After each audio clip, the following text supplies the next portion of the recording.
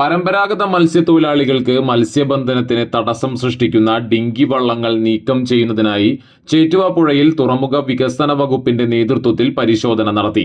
ചേറ്റുവ പുഴയിൽ വിവിധ ഭാഗങ്ങളിലായി ഡിങ്കി വള്ളങ്ങളും കുളച്ചിൽ സ്വദേശികളുടെ വള്ളങ്ങളും ഉപേക്ഷിക്കപ്പെട്ട നിലയിലാണ്. ഇവ മൂലം വലകൾക്ക് കേടുപാടുകൾ പറ്റി പരമ്പരാഗത തൊഴിലാളികൾക്ക് മത്സ്യബന്ധനം നടത്താൻ കഴിയാത്ത സ്ഥിതിയാണ്.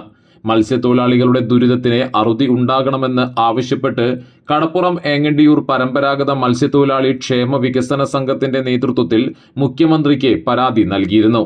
ഇതിന്റെ അടിസ്ഥാനത്തിലാണ് തുറമുഖ വകുപ്പ് പരിശോധന ആരംഭിച്ചത്. സംഘം കടപ്പുറം ഏങ്ങണ്ടിയൂർ ഭാഗങ്ങളിൽ പരിശോധന നടത്തും.